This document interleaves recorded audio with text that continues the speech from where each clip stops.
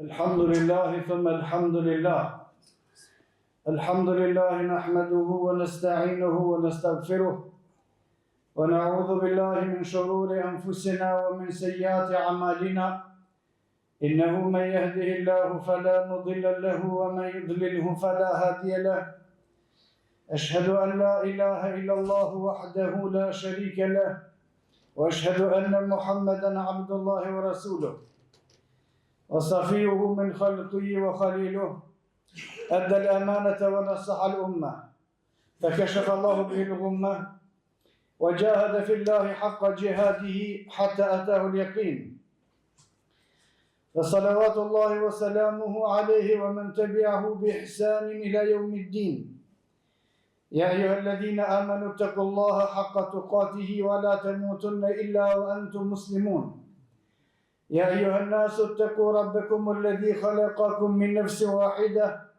وخلق منها زوجها وبث منهما رجالا كثيرا ونساء واتقوا الله الذي تساءلون به والأرحام إن الله كان عليكم رقيبا يا أيها الذين آمنوا اتقوا الله وقولوا قولا سديدا يصلح لكم أعمالكم ويغفر لكم ذنوبكم ومن يطع الله ورسوله فقد فاز فوزا عظيما أما بعد فإن أصدق الحديث كتاب الله وخير الهدي هدي محمد صلى الله عليه وسلم وشر الأمور محدثاتها وكل محدثة بدعة وكل بدعة ضلالة Ndërshëm besimtar, falënderimi takon Allahut subhanahu wa taala.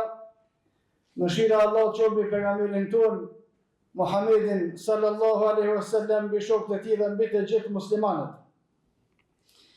Allah subhanahu wa taala e ka sjell njeriu në këtë dynjë, ka krijuar në këtë dynjë dhe qëllimi i krijimit është adhurimi. Wa ma khalaqtul jinna wal insa illa liya'budun. Thot Allah subhanahu wa taala, e gjinët dhe njerëzit nuk i kemi krijuar për diçka tjetër, përveç se që të adhurojnë Allahu subhanahu wa taala. Kurse adhurimi, sikur që e ka përmendur Ibn Qayyim, Allahu subhanahu wa taala e pasmëshirua, thotë është dy lloj. Njëri lloj është falënderim ndaj Allahu subhanahu wa taala, kurse lloji tjetër është durim. Dhe durimi të cilin e njohim ne, ose durimin të cilin e njohin shumica e muslimanëve, është vetëm një pjesë reale e durimit, nga se durimi, sabri është tre lloj. Lloji i parë i sabrit, edhe ai më i vështirë dhe më shumë të që ka shpërblim te Allahu subhanahu wa taala, është me bë durim, me bë sabër në ibadet. Nëse Allahu subhanahu wa taala na ka ngarkuar me obligime çdo ditë dhe çdo natë. Dhe me bë durim, me krye obligimet në të cilat na ka urdhëruar Allahu subhanahu wa taala gjatë gjithë jetës. Prej kohës kur bëhet obligim, prej kohës kur hyn mosha me u përgjigj thirrjes së Allahu subhanahu wa taala deri në momentin e vdekjes. Nëse thotë Allahu subhanahu wa taala wa'bud rabbaka hatta ya'tiyaka al-yaqin. Allahu do të më adhurohet derisa të na vjen vdekja. Nuk ka pensionim në adhurim. Nuk ka një moshë tek e cila hjeket obligimi, por derisa të jetë besimtar i gjallë, prej kohës kur hyn moshën madhore, dhe bën obligimet, duhet me bë durim dhe sabër me i krye këto detyrime ndaj Allahu subhanahu wa taala. Dhe ky është sabri më i rëndë, ky është sabri më i vlefshëm, dhe për këtë sabër më shumë ti besimtari shpërblet Allahu subhanahu wa taala. Lloji i dytë i durimit është durimi mos me rënë harame, durimi me u largua, me u përmbajt nga ajo të cilën e ka ndaluar Allahu subhanahu wa taala. Kurse përmbajtja mos me rënë gjuna është më e lehtë se sa kryerja e obligimeve, edhe për trupin e njeriut, edhe për shpirtin e njeriut, edhe për dëshirat e tij. Nga se në hadithin e saktë në të cilin pejgamberi sallallahu alaihi wasallam i ka urdhëruar besimtarët me ibadet, kryerja e ibadeteve kërkon angazhim, kurse mos kryerja e harameve kërkon vetëm menet. Nuk duhet me dhomë dëni mundi, mos me hien haram. Nuk duhet me punu diçka për mos me hien gjëna. Nuk duhet me shpenzu diçka mos me hien gjëna. Mos me thi urdhët e Allahut duhet vetëm menet. Kurse me krye urdhët e Allahut subhanahu wa taala duhet me u angazhu me pasuni, e me familje, e me fizike, me gjithë shka që robi posedon, për këte durimin e ibadet është ma i vështirë dhe shpërblimi për të është ma i madh, kurse në radhën e dytë të durimit sabrit është durimi mos më rënë gjënohe, gjithashtu shpërblimi të këtij sabri, këtij durimit të Allahu subhanahu wa taala shumë i madh. Dhe lloji i tretë i durimit është durimi në fatkeqësi, atë që shumica prej neve e njohim si durim, kurse kjo është lloji më i lehtë i durimit. Durimi në fatkeqësi është lloji më i lehtë i durimit, për shkak se fatkeqësia tashmë ka ndodhur. Ajo nuk zhbohet, nuk kthehet mbrapa.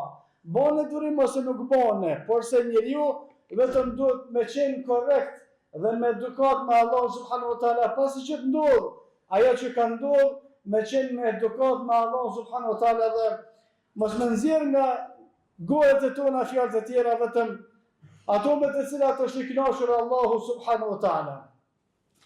Me që Allah subhanahu wa taala në këtë dynjë ka krijuar për me i bëj ibadet Allahut. Kurse ibadetin ndaj Allahut subhanahu wa taala një pjesë është durim dhe pjesa tjetër është falënderim ndaj Allahut subhanahu wa taala, atëherë nuk ka mundësi asnjë njeri që me kalu jetën pa u sprovuar me këto të dyja. Nëse Allahu subhanahu wa taala ka përmendur në Kur'an, në librin e tij të shenjtë, وَلَنَبْلُوَنَّكُمْ حَتَّى نَعْلَمَ الْمُجَاهِدِينَ مِنْكُمْ وَالصَّابِرِينَ. Ne kemi mju sprovuar gjithsesi derisa ta shohim se kush për juve është që bën xhihad në rrugën e Allahut subhanahu wa taala dhe cili për juve është ai që bën durim. وَلَنَبْلُوَ أَخْبَارَكُمْ. Dhe do të sprovojmë thot Allahu subhanahu wa taala edhe në veprimet e juaja.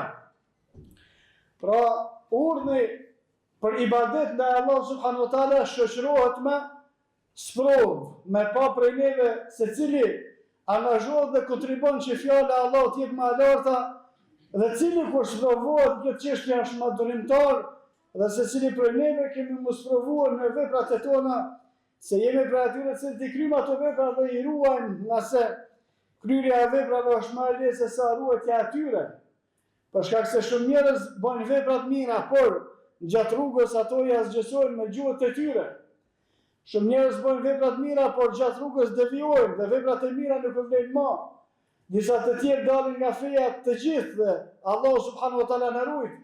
Muni i tyre dhe gjithçka që kanë dhënë kontribut është e pavlerë, është e pa asnjë shpërblim te Allahu subhanahu wa taala. Por këtë Allahu subhanahu wa taala thotë kom ju sprovoj juve me pa cili për juve bën xhihad në rrugën e Allahu subhanahu wa taala në mënyrë që të gjykohet sipas asaj që ka thënë Allahu dhe pejgamberi sallallahu alaihi wasallam. E nëse nuk arrini këtë, atëherë keni kam ju kop sprova për shkak se ata të cilët nuk e dojnë fjalën e Allahut dhe fjalën e pejgamberit sallallahu alaihi wasallam, kur të hipet mundësia mbi ata të cilët kanë kontribuar që fjala e Allahut jetë më e larta, bën presion edhe bën padrejsi të shumta ndaj tyre, çështja e tyre është me badurim për shkak se kjo ka qenë rrugën e Allahut, thotë Allahu subhanahu wa taala, fasbir wa ma sabruka illa lillah. Bëni durim, dhe durimi juve mos jetë për diçka tjetër, vetëm se për hir të Allahut subhanahu wa taala. Në jetën e mëparshëm, në cilin Allahu subhanahu wa taala thotë وَلَنَبْلُوَنَّكُمْ, kam ju sprovuar gjithsesi juve. Komentatorët e Kur'anit kanë thënë që ajeti është i përgjithshëm për të gjithë njerëzimin dhe për të gjithë besimtarët, kurse në veçanti nga kjo sprovë nuk kanë më të shpëtuar as pejgamberët e Allahut subhanahu wa taala. Nëse në hadithin e saktë pejgamberi sallallahu alaihi wasallam ka thënë inna ashadda an-nas, vërtet më shumti për njerëzve ibtilan që kanë mos provuar te Allahu subhanahu wa taala al-anbiya, janë pejgamberët dërguar te Allahu. Thumma al-amthal fa amthal, pastaj ata të cilët janë të ngjashëm me të dërguarit e Allahut, pastaj ata të cilët janë të ngjashëm me ata të cilët janë të ngjashëm me të dërguarin e Allahut subhanahu wa taala. Dhe këtë dietarët e hadithit kanë thonë pejgamberët sprovojnë më tepërmi, pastaj shokët e pejgamberëve sahabët, për shkak se ata janë më afërmi që kanë ecë gjurmë pejgamberit sallallahu alaihi wasallam, pastaj janë ata të cilët mundohen me gjurmëve të sahabëve të pejgamberit sallallahu alaihi wasallam, për të cilët Allahu subhanahu wa taala ka thënë në Kur'an: "Fa in amanu bimithli ma amantum bihi faqad ihtadaw." Nëse besoni sikur kanë besuar ata shokët e pejgamberit sallallahu alaihi wasallam, atëherë jeni në rrugën e drejtë. Allahu subhanahu wa taala ka përmend për disa prej pejgamberëve se si kanë qenë durimtarë në zbatimin e urdhave të Allahu subhanahu wa taala. Ngjarjen të cilën të gjithë e dini, Ibrahimi alayhi salatu wassalam është obliguar me thirr Ismailin për kurban, djalin e tij. Dhe kjo djalë kishte pas një moshe të shtyër. Një pjesë e komentatorëve kanë thonë kur ka lind Ismaili, Ibrahimi alayhi salatu wassalam ka pas 110 vjet. Pasi që i ka bërë disa vite, disa komentatorë Kur'anit ka thonë 13 vjet, kur ka nisë me ndihmua diçka Ibrahimit alayhi salatu wassalam në punët e tij të përditshme, Allahu subhanahu wa taala ka urdhëruar me thirr. Dhe urdhë prej Allahu subhanahu wa taala te Ibrahimi ka ardhur në ëndër, nëse ëndrat e pejgamberëve janë të sakta dhe kur morin urdhë ata prej Allahu subhanahu wa taala i zbatojnë ato në praktikë. Në mëngjesin e asaj note Ibrahimi alayhi salatu wassalam e ka lajmëruar Ismailin: "Ja bunay, o djali jam, inni araka fil manami anni adhbahuk." Mund ka urdhëruar Allahu subhanahu wa taala duke qenë në gjumë me të therë për kurban.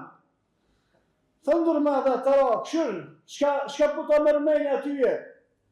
Dhe përgjigja e Ismailit alayhi salatu wassalam këtë rast është ajo e cila lidhet me atë e cila quhet sabër dhe lidhet me kryerjen e obligimeve ndaj Allahut subhanahu wa taala. Ja abati fa'al ma tu'mar. Përgjigja e tij është: o baba jem, puno çka ka urdhëruar Allahu subhanahu wa taala. Dhe kjo duhet me qenë përgjigja e fëmijëve të muslimanëve ndaj prindve të tyre, dhe kjo duhet me qenë kërkesa e prindve të muslimanëve ndaj fëmijëve të tyre në urdhra. Allahu subhanahu wa taala ka urdhëruar Ibrahimin alayhi salatu wassalam me një urdhër për cilit neve na ka kursye, dhe falënderimi për të takon Allahu subhanahu wa taala se kam frikë se po të na urdhon te Allahu subhanahu wa taala të i therrim fëmijët e tanë për kurban. Vështirë se të gjendet një besimtar ose nuk do të gjendet një vetëm me therr fëmijën e vet për kurban për hir të Allahut. Por kjo për mëshirës e Allahu subhanahu wa taala, por urdhmi dhe edukata e kryerjes së obligimeve mbetet në fuqi. Allahu subhanahu wa taala ka urdhëruar Ibrahimin alayhi salatu wassalam, dhe Ibrahimi alayhi salatu wassalam vetëm e ka njoftuar djalin e vet me marr mendimin e tij. Allahu subhanahu wa taala na ka urdhëruar kështu, kjo çështje ka u kry. Dhe kjo është besimi i të dërguarve të Allahut. Allahu subhanahu wa taala ka urdhëruar diçka, kjo çështje ka u kry. Dhe kështu do të më qenë rregull në familjet e muslimanëve për urdhat e Allahut.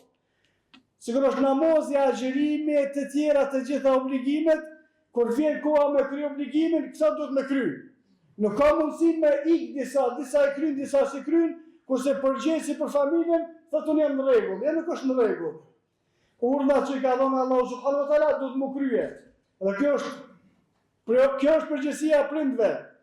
Kurse fëmijët duhet me qenë sigur Ismaili alayhi salatu me edukatën e tyre, edhe nëse urdhri ka qenë me therr vetë Ismailin alayhi salatu, kurse ne me fëmijët e tanë tash nuk kemi kësi urdhma, përgjigja e Ismailit alayhi salatu ka qenë kështu: o baba jem, ifal ma tu'mar. Ti çere në vend Allahu që ka urdhëruar. Se të gjithuni inshallahu, se kime më gjithë mu më lejnë Allahu subhanahu wa taala minë sabirin, për atyre që bajnë durim. Kur është çështja e kombinuar kështu të prindrit dhe të fëmijët e tyre, që me të gjitha forcat kanë me quhen në vend urdhat e Allahu subhanahu wa taala, atëherë begatia dhe suksesi nuk mungon as njëtën e kësaj bote, as njëtën e ahiretit. Dhe Allahu subhanahu wa taala ka sjellë shembullin e Ismailit alayhi salatu wassalam, ju tregu muslimanëve se në çfarë do lloj urdhri që vjen prej Allahut, ne duhet me qenë durimtar me krye atë të cilën na ka ngarkuar Allahu subhanahu wa taala mbi supet e tona. Pastaj Allahu subhanahu wa taala ka përmend edhe pejgamberët e tjerë, edhe Jakubin alayhi salatu wassalam, i cili pas të gjitha vështirësive tha fa sabrun jamil, Durimi është rruga më e mirë. Durimi është zgjidhja e vetme me atë që na ka sprovu Allahu subhanahu wa taala, kurse për Ejubin alayhi salatu wassalam, Allahu subhanahu wa taala ka thënë ni'mal abd, ka qenë shumë njeri i mirë pas smundjes të cilën e ka pas dhe humbjes me atë që e pa sprovu Allahu subhanahu wa taala, ai shkoi te Allahu subhanahu wa taala, ose Allahu subhanahu wa taala e cilësoi vërtet ai ka qenë prej durimtarëve. Dhe shifni se në shumicën, ose në të gjitha librat e dietarëve të hershëm, këshillohet që të ecim gjurmët pejgamberëve, të veprojmë sikur kanë vepruar ata. Dhe çështja më e rëndësishme që të veprojmë sikur kanë vepruar ata është çështja e durimit. Durimit në ibadete, durimit në largimin prej harameve dhe durimin në fatkeqësimet të cilat na godet Allahu subhanahu wa taala, pastaj me dëshiru, ose me shpresu, ose me qeni bindur se shpërblimin për këtë durim kemi me marrë të Allahu subhanahu wa taala. Lutna Allahu subhanahu wa taala të forcojë gjithve në durim për me kry ibadetet, se veç kryerja e namazeve është vështirësi në vete, kryerja e agjërimit është vështirësi në vete, dhënia e zakatit është vështirësi në vete, kryerja e haxhit është vështirësi në vete. Për të gjitha këto, nëse nuk na forcon Allahu subhanahu wa taala, nuk kena më mujt me kry. Pastaj largimi prej harameve gjithashtu është sprovë për sprova trona, është vështirësi në vete për shkak se kështu e ka lënë Allahu subhanahu wa taala që shpirti njeriu me dashme i bë haramet. Nga se në hadithin e saktë pejgamberi sallallahu alaihi wasallam ka thonë xhehenemi e kom pasë ishte i rrethuar me epshe me ato që ka dëshirë shpirti njeriu.